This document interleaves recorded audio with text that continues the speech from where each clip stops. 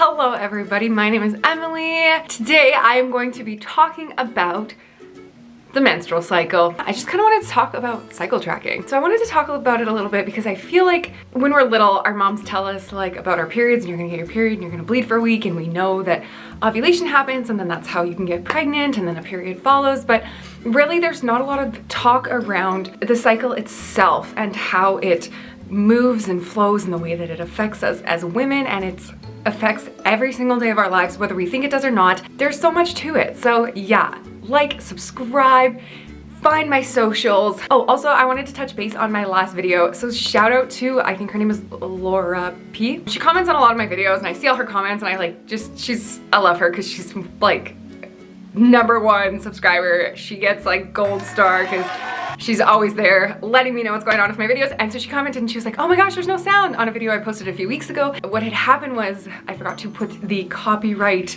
you have to put like a bit of copyright stuff for when you use music, and I forgot to put that in the description. So they just took the music off the videos. But I just wanted to let you guys know that that's what happened in the last video in case you saw it and now it's gone, or in case you watched it and there was no sound. Sorry about that. Let's get into it. We're gonna start by breaking our cycle down into the 4 weeks that it comes in and talk a little bit about what happens in each of those weeks and just how we can like take better care of our bodies. So a menstrual cycle is essentially a women's hormonal cycle, their reproductive cycle that falls over the course of X number of days, depending on the woman. So it differs from women to women. Most of us experience a 28 to 32 day cycle. Every woman is different, but it's also important to note, and I think I've mentioned this in another video, that the world does function on a 24-hour cycle, and a man's hormones function on a 24-hour cycle. So every morning when a man wakes up, he's gonna be at his peak testosterone, his highest energy levels, and that'll slowly diminish throughout the day, and then, you know, at bedtime, those regenerate. Whereas a woman's, our hormones follow the path of a full 28-day cycle, right? So we typically compare like estrogen and testosterone. You know, we say estrogen is like the female hormone and testosterone is the male hormone. Obviously, male and female both have estrogen and testosterone, but if you look at the patterns of hormones throughout a menstrual cycle, you will notice that unlike a man's cycle where they get to peak at their testosterone every single morning, we unfortunately, our hormones only peak once a month. It is important that we are so gentle on ourselves when those hormones are down, and we'll talk about cycle tracking and how to know where your hormones are at, because it will affect you. A starting point is we are not functioning on a 24-hour cycle like a man's hormones. We are functioning on that 28-day cycle. But let's talk about each point of the cycle that happens for a woman. So the first point, day 1 of your cycle, starts the first day you get your period. So that is your menstrual week, or 5 days, however long you typically bleed for.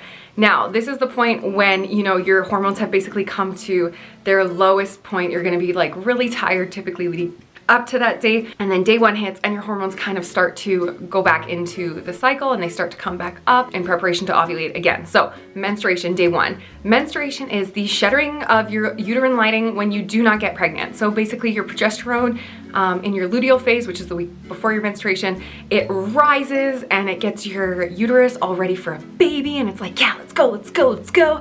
When no baby comes, your uterus is like, okay, we don't need all this. We prepared for the baby's not here, so let's shed it. So that menstruation, that is your first point, and that's when it starts. Second, we have our follicular phase. Basically, that is when your egg is developing. So after you've bled and your cycle has, you know, you finish that menstrual week, you go into your follicular week, and your body starts getting ready to again prepare an egg for release. And that's when you're gonna start to see your hormones kind of start to rise again. You're gonna feel a bigger burst of energy. If you're feeling really, really weak one day when you're working out, if you work out, or if you're feeling really, really tired, check the phase of your cycle, because there's a good chance you are in your luteal or menstrual phase and you're gonna have low energy levels, and that's okay. It's okay to take it easy, really focus on yourself during those menstrual and luteal phases of your cycle. But as you go into your follicular cycle, you will notice your energy levels start to go up. Typically you'll start to feel more confident, you know, your estrogen is rising and you're like, oh yeah, I feel a lot better. This is the point when your body's like getting ready for a baby. Following your follicular cycle, you have your ovulation week, which is the week that you do have your egg is fully matured and it is ready to be fertilized. If it contacts sperm, you know? Basically what happens in that week is your estrogen is going to peak. You are going to feel your best that week. Typically, you should have the most energy. You should feel the most confident. You only actually ovulate for one day. That's when you release your egg. That's when you're the most fertile. However, your ovulation spans the course of a week because in the 5 days leading up to ovulation, if you have unprotected sex, you could still get pregnant because sperm can live for up to 5 days. And then following ovulation, the egg can live for up to 48 hours, I believe it is. You're fertile that whole week, and that is your ovulation week. Following your ovulation, you're gonna have your luteal phase. I kind of like the name luteal because for some reason it sounds like exactly what it is. This is your like down week. This is not your week to do anything. If you're like me, I mean, a lot of people say their menstruation week is their worst week. Sometimes periods can be accompanied with a lot of things like cramps and heavy bleeding and stuff like that, which can obviously affect a person's psyche, but typically just the way that your hormones work, your luteal phase is also gonna be a challenging one. So what happens in your luteal phase is following ovulation, your estrogen drops and your progesterone rises because it's trying to prepare your uterus for a baby, and you're going to have less energy. That's when your PMS symptoms are going to typically start and come into play. So you'll see things like exhaustion, cramping, headaches, fatigue, which is the same as exhaustion. And this is the week that I personally really like to take good care of myself because my luteal phase, you know, while my body prepares to menstruate, when I'm actually on my period, I'm fine. But yeah, that week before is definitely one where I like to focus on myself. But if you start to cycle track, you will be able to find those weeks and those days for yourself, and you will be able to set yourself up for success in the future by making sure you're not scheduling extra things during that luteal week or menstrual week, whatever your maybe lower point is. Just knowing what your hormones are doing makes a huge difference in how you treat your body and yourself. So I just wanted to throw that out there. Those are the 4 phases of the cycle. So now we're gonna get into a little bit about tracking it, because tracking your cycle is not just knowing what day you're gonna get your period, it's knowing what is happening with your hormones throughout all those weeks, and knowing any warning signs if your reproductive system is maybe experiencing an imbalance or anything like that, because you know, our reproductive system, it is an entire health system in our body. It is important that we take really good care of ourselves and make sure that our cycle stays on track, because your reproductive health is an indicator of your overall health, and your reproductive cycle and your hormones and the way that you function on that cycle are going to be an indicator of your overall health. So I started cycle tracking when I had my IUD removed about a year ago, and it was simply because I had been experiencing a whole bunch of terrible symptoms while I had my IUD, and I just kind of wanted to make sure that they were related to that when I got it out, instead of getting it out and then being like, oh, I'm still having these symptoms. This sucks. So I was extremely intentional about tracking my cycle, my hormones, my moods, everything. I do believe that I developed pretty severe PMDD. If you don't know what that is premenstrual dysphoric disorder, and it's essentially PMS multiplied times like 1,000. So like the week before my period, this is going to sound so dark, but I do want to say I have recovered from this, and the reason that I want to talk about it is because I think a lot of women struggle in silence, because until I read about it and like realized that that's what I was going through, I didn't even know it existed. But essentially what it is it's the days leading up to your period where you want to yourself. Not everybody experiences it that intensely, but it can turn into an extremely deep depressive episode. And I was experiencing this for quite a while. I couldn't even pinpoint it to my cycle until I really started consistently cycle tracking. And then one day I was like, this is what it is. Every time I hit that luteal phase, I get to a really deep, dark point in my life where I feel completely helpless and I can't pull myself out of it. And then I kid you not, I could always tell the day I was gonna get my period, because the day before or the morning of, my symptoms of PMDD completely disappear, and I would not get them again until I was back into my luteal phase the following month. So I just wanted to start out by saying PMDD, it's a real thing. If you feel like you have serious hardcore depression like once a month or something, maybe start cycle tracking and see if you can attribute it to your cycle. And if you can, go see your doctor, because there are a million things you can do to make sure that your reproductive health is in line with your overall health. It's important to take care of yourself because PMS is normal statistically. However, since I have been taking better care of myself and my PMDD symptoms have subsided, my PMS is almost completely gone. And I do attribute it, most of it, to the book Fix Your Period. It is an incredible book. I highly recommend it. It's full of information, and I think it can help us understand a lot about what's going on in our bodies and the way we feel. First of all, find an app or something that you can cycle track on. So I just use Flow. I do have the premium version. My sister uses the free version, and she said that she thinks she has pretty much most of the same features that I have on the premium version. But basically what you want to do is spend, I would say, at least 6 months consistently tracking your cycle and all of your symptoms. So on the Flow app, you can put in your symptoms such as headache, fatigue, bloating, those kind of symptoms, as well as any emotional symptoms, like if you were irritable, calm, excited, depressed. And then what it will do is after 6 months, it will give you a report of any consistencies it sees through your cycle. So for example, if you log fatigue during your luteal cycle every 6 months, it'll let you know, hey, we found a pattern of fatigue in your luteal cycle. If you log a headache during your ovulation for 6 months, it'll let you know, hey, we found a pattern of headaches during your ovulation week. A lot of us have a general idea of the symptoms we're experiencing, but I think until you really specifically track it, it's hard to understand how much of a pattern there actually is behind our symptoms and how much it alleviates stress when you can see that pattern coming. The other thing it does is it tells you typically when you're about to ovulate, and you can really start to look for those symptoms of ovulation. Even if you're not trying to get pregnant, it is important to know when you ovulate, because ovulation is the main point of our cycles. Again, without your ovulation, you're not going to menstruate. The other cool thing about the app is it actually gives you a direct image of where exactly you are in your cycle, where exactly your hormones are in your cycle. Lots of great information. I just think Flow is a really good, easy to use, friendly, user-friendly app. Now, it is important to note though, cycle tracking is not a form of birth control. I've heard a lot of people use it as a form of birth control, but the problem is, honestly, you can't always be 100% sure when you are ovulating. It is not, there is no protection there, right? Keep that in mind. I will also say, like, obviously if you're on birth control of any kind, because it is suppressing and affecting your hormones, it is going to make a difference in your cycle tracking. So even if you still get a period on birth control, your hormones aren't actually doing the same thing. It's gonna be a lot more challenging to figure out if your patterns are symptoms of PMS or your cycle, or if they're patterns of birth control. We've all seen those funny videos where like they pull out the birth control pamphlets and it's just like pages and pages of all the side effects that could be affecting you on your birth control. And I don't think it's fair to put any of that on your cycle. Not fair to say any of that's PMS or anything when they're all direct symptoms of your birth control. Keep that in mind if you do choose to cycle track while on birth control. I know if you have IUDs and stuff, then typically you're not even going to get a period. So I just wanted to put that out there. So I went off birth control because I was having some serious side effects. I had been for quite a while. When I first got it, I started developing cysts on my ovaries, which I had never had before. And by the time I got it out, there were days where my back pain was so bad that I couldn't even like barely stand up. And I didn't attribute it to my IUD at first, but eventually when I had gone to the hospital and had many tests done, I ruled everything else out, and I just decided that for my own well-being, I wanted to get my IUD out and see if that could possibly be the problem.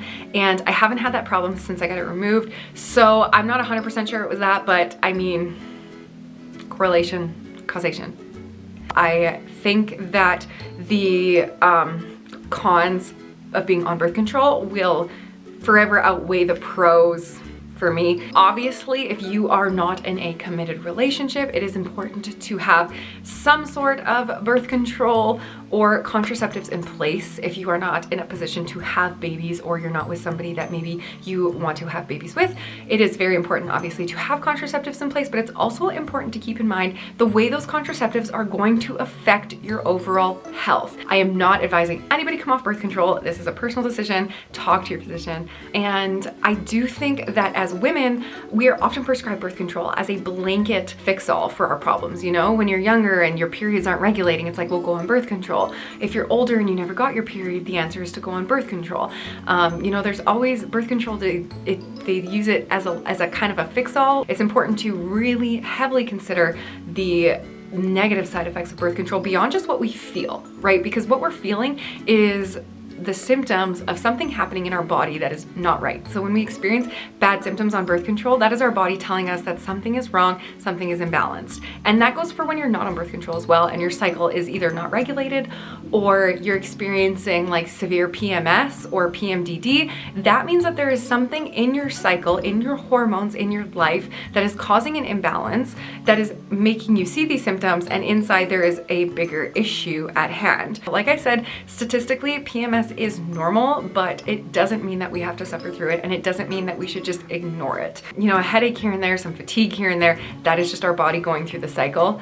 But severe PMDD or depression in your luteal phase, those can be indications that your hormones are off.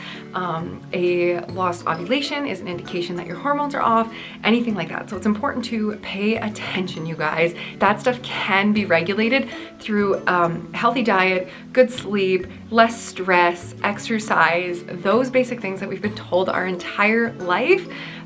They will really affect the way that your cycle handles itself. Since I started cycle tracking, I have experienced better sleep, clearer skin, more energy, no PMDD, hardly any PMS. And the reason I actually got my IUD was because following Alora's birth, I really struggled with PMS symptoms. I had extremely heavy periods. I was so nauseous, I thought I would puke. I had cramps so bad, it felt like I was in labor. And I felt like my only option to mitigate those was to go on birth control. And that's what I did, and it definitely helped. But like I said, it came with a plethora of issues in its own. And I wish I had given my body its time to really regulate itself and just taken really proper care of myself and done research at the time to pull myself out of that worry. Because I think if I had done that, I would have been where I am at now, like years ago. I've also found that since cycle tracking, I'm far gentler on myself, because some days I'll be really irritable, or I'll be really tired, or I'll be like, why don't I feel like just committing to my friends, and I'm like canceling plans and whatever. And it would come, when it came down to it, it was almost always, it's like the luteal phase or the menstrual phase, and it's like those phases, it's okay to be selfish. I need to be easier on myself. I used to think, oh no, go, work out, wake up same time every day, get the same hours of sleep every night. And it was like, I was just pushing myself to something that was so unrealistic. This is what my hormones are going to do every single month. And if I can find a pattern of exercise and a pattern of eating and a pattern of sleeping on my cycle, it will enhance my life greatly. And it has, because there are weeks during your cycle where you're going to need an extra hour of sleep in the morning. There's going to be times in your cycle where weightlifting is not going to be the best option. And my energy is way up ever since I really honed in and focused on what my body's doing and what it needs according to my hormones and my cycle. And honestly, you can't go wrong, right? Like if you're getting a better sleep, that's already a win. So it's important to be able to track and again, be gentler on yourself when you're not in those times. And that will come as you slowly start to go and take care of yourself and follow your cycle and figure out what you need. I think doing research outside of that, so that not only do you know what's going on in your body, but you know why it's happening and how to be proactively fixing it, that is crucial to your health overall and obviously your reproductive health. I feel like I'm just saying the same thing over and over again. Let me tell you, I feel like everyone should be so much more into their reproductive health than they are, regardless of if you ever want kids or not, because you know, just because you don't want kids, your reproductive system is still such a huge part of your body. So taking care of it, regardless of your intentions in the future, is extremely important. And so that includes making sure you're eating right and exercising right and following those cycles, and allowing your body to flow through the cycles without trying to interfere with it, and allowing it to flow through the cycles without being hard on yourself, and allowing it to follow its natural cycle, and building on that. You know, it kind of sounds crazy to say like schedule your life around it, but really once you know your cycle, scheduling your life around it is not a hindrance. It is beneficial, and you will only succeed further if you choose to really focus on everything going on in your body. So actually, that was pretty much it. I know this was like a quick video. I know I repeated myself a whole bunch, but I'm just really passionate about making sure people, you know, hone in on their bodies and take really good care of themselves. And I do highly recommend Fix Your Period. I just took it out from the library. Essentially, it inside is a 6-week program on just kind of trying out some different things to see if you can help yourself with your cycle, and you know, just like learning about yourself and taking better care of yourself. So familiarizing yourself with your cycle, that is going to continue until eventually you hit menopause, and then, you know, learning about that is going to be a new chapter. But you know, we spend so much of our life on this cycle that we know nothing about. Obviously, you want every single system in your body working in flow with each other. There's plenty of things you can do though if you're experiencing severe symptoms right now. Go see your family physician, maybe get your thyroid checked. Your endocrine system is extremely connected to your reproductive system. And so I just wanted to talk a little bit about that. I'm sure there's a lot of people who, you know, were taught a lot better than I was, and they were directed a lot better than me and guided a lot better than I have been. But I think a lot of the time, you know, when you get your first period, it just kind of stops there. There's your period, you're gonna get it for the rest of your life, deal with it, suck it up. And it doesn't have to be that way. And I think that once you can really get in tune with your cycle and take really good care of yourself and follow those patterns, the quality of life that you experience will go up. Like there's no way that your quality of life cannot go up when you're taking better care of yourself. And there's no way that your quality of life can't go up if you are learning more about yourself and if you know what's happening within your body, because then automatically you're going to, you know, look for solutions and you're going to be proactive. So I just wanted to talk a little bit about cycle tracking today. We all know how ovulation works. We all know how like having babies works. We all know how menstruation works. But I think a lot of the times we forget that it's so much bigger than just reproducing. It is, you know, our entire body's flow. It's really important that we're going with that flow and we're learning that flow and we're following that flow instead of fighting it. I hope this video wasn't too boring. I hope you guys enjoyed it. If you did, give it a thumbs up. Comment down below, whatever you want to comment. If you have any questions, I'm no expert, but I'll try to answer as best I can. And just take care of yourself. And then I just want to say I'm really excited because I am going to be starting a spring cleaning series in a couple of weeks, and I'm really looking forward to that. So if you guys would like to see that, make sure you are subscribed. I've already filmed the first segment of it, so it's ready to go. So thanks again so much for watching. I really appreciate you guys, and I will see you guys next week in a brand new video. Bye.